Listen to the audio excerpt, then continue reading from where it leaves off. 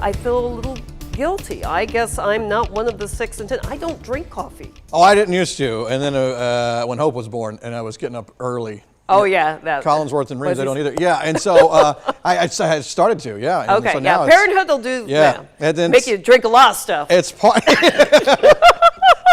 different parts of the day. Different parts of the day.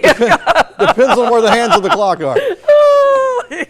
Go ahead, take that. Skycam. Here we go. As we look over downtown, we have 45. You know what? As we head toward tomorrow morning, I think 30s are going to be a good bet. We had low 30s this morning.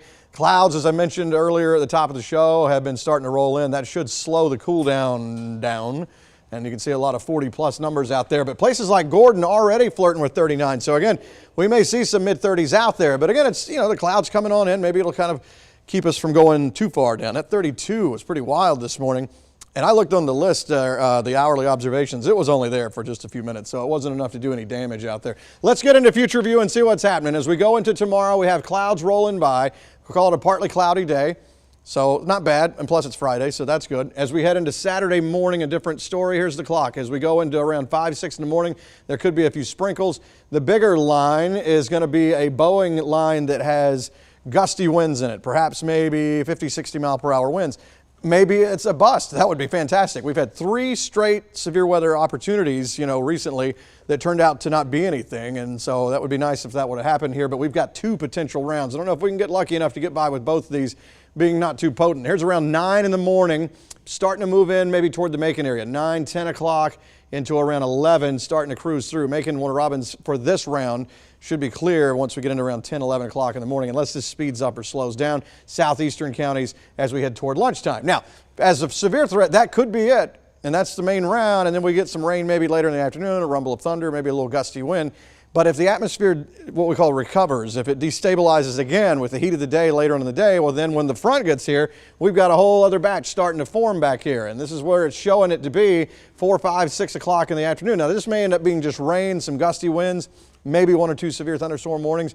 Maybe it's just rain. We have to wait and see what the atmosphere does after that first line rolls through. Sometimes it'll act to really turn the atmosphere over and we kind of stabilize too much to where we're not going to see big thunderstorms later on in the day. Here's around 7, 8 o'clock Saturday night, and that's going to do it.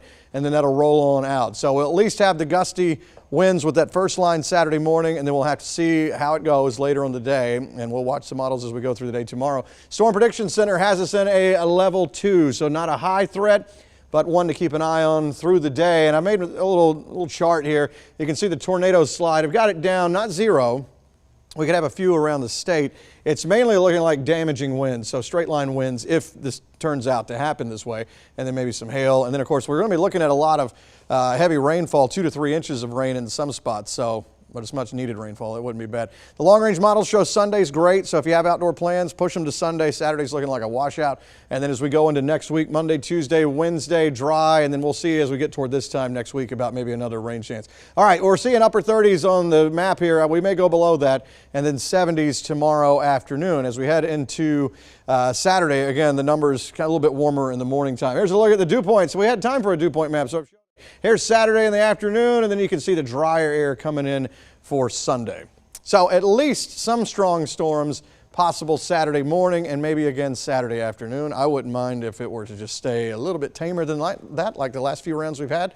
Sunday begins a very long and beautiful stretch again with 80s coming back as we go into next week. All right.